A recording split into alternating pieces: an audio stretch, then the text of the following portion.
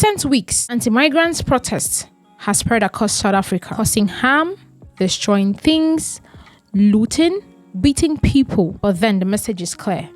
We don't want any other African in our country. Foreign nationals from Nigeria, Ghana, Mozambique, Malawi, and Zimbabwe are being targeted by these anti-migrant groups.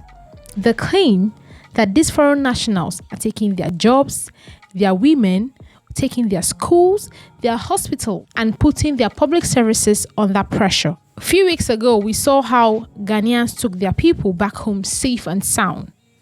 Mozambicans did the same thing. Now, Nigerians are doing the same thing. The dream of going to South Africa to survive has now become a nightmare. This is Solid Finance Podcast, where we bring you finance and economic updates of things that are happening in Africa. Do well to like, do well to share. I wrote a letter to President Cyril Ramaphosa. Yes. And my argument was South Africa is the anchor economy. Mr. President, don't allow vigilantism to be what defines how you deal with illegality. It is true that every country wants to document all visitors who are in their country. But you don't allow half-naked individuals to be running around the streets of Durban or Johannesburg, moving from shop to shop, trying to determine who is documented or who is not documented. And you don't allow them, particularly when you know that they are using derogatory terms. They are telling Africans, leave. When I wrote that letter, I received several letters from South Africans. Okay. Some of them were very angry with me, and I responded to each one of them with history. Some of them then apologized. I told them, you cannot be in a position where you are telling everybody to go, and some of you are saying documented, some of you are saying all must go, and you are creating an environment where you instill fear in everybody. You are looting shops and all these. And none of the South African leading politicians, I listened to them, they were trying to justify the unjustifiable. And their claim is that fellow Africans are taking away jobs from them. A complete lie. Fellow Africans are creating jobs for them. If you've gone to South Africa, see individuals from Somalia, from Ethiopia, from Nigeria, from Ghana, from Kenya. They are the ones who are creating jobs where there were no opportunities, or there appeared to be no opportunity. They saw them and they are creating jobs. So even if they were not documented, I would regularize them because they are adding value to the economy. True. But because, and permit me to say this very painfully, black South Africans are suffering from what is called the Stockholm Syndrome. They love their tormentors who are white. That is why it is not even xenophobia. A friend of me corrected me. It is Afrophobia. Okay. It is Africans that they do not want. I'd like us to take some comments from the comment section. I thought you are smart, sir. From that comment, you know that that particular person is a South African. Freezy says, my mentor, let the truth be spoken. God bless you, sir.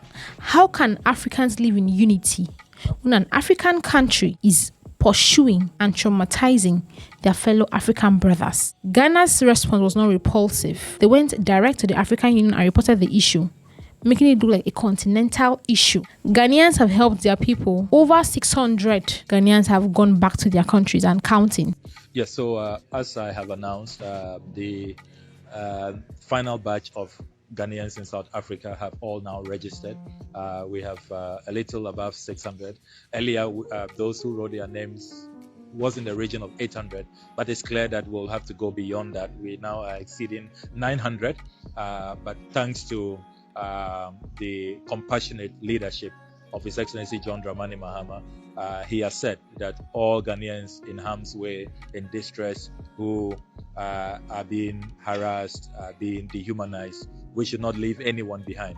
And our foreign policy is that of compassion, is that of leaving no Ghanaian behind. And so we are going to make sure that all Ghanaians are safely taken out of harm's way. The president of South Africa, President Cyril Ramaphosa, is being faced with criticism. He addressed the nation on June 7, 2026.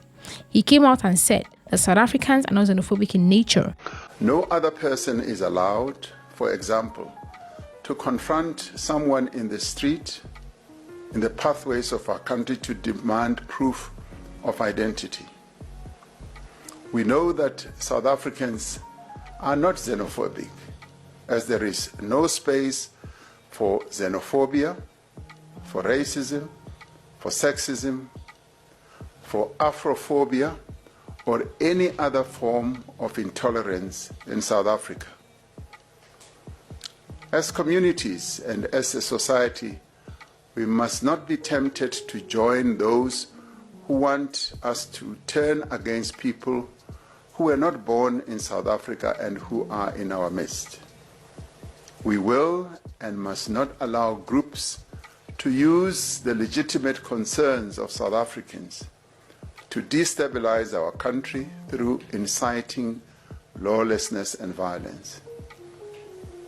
We will act against forces who are exploiting the concerns of our people about illegal immigration to further their own political. Perhaps the most controversial part of the story is not about the migrants in their country or the migrant story. Rather, it's the clash between the anti-migrant group and the government of South Africa. While all of this is happening, a video came up. President Cyril Ramaphosa was coming out to beg the president of Ghana to help him. Others to understand. This time around, we're saying we want to work together.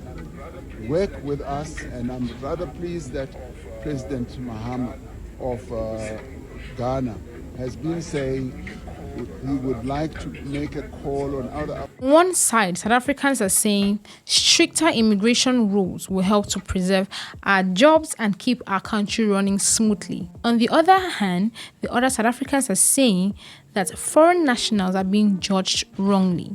They are there to create jobs, there to help them, and as such, they should not be accused of taking their jobs. The match and match issue are accusing Nigerians problem during business seminars that are conducted in the country, because we want each and every embassy to comment about this.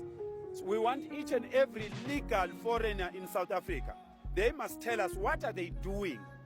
Instead of going on social media and insulting us, what are they doing in correcting their brothers and sisters who are here illegally? And Nigerians must be very careful.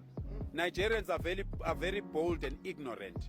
They must be very careful. And other foreigners from other South African countries, they must disassociate themselves with Nigerians, because Nigerians are the ones who are teaching people to be arrogant, are the ones who are teaching people to look down on South Africans and undermine. Now, the painful part is most of the South African doctors and teachers are actually foreign nationals. When they don't want anybody in their country, can they survive it? Let me know your thoughts in the comment section.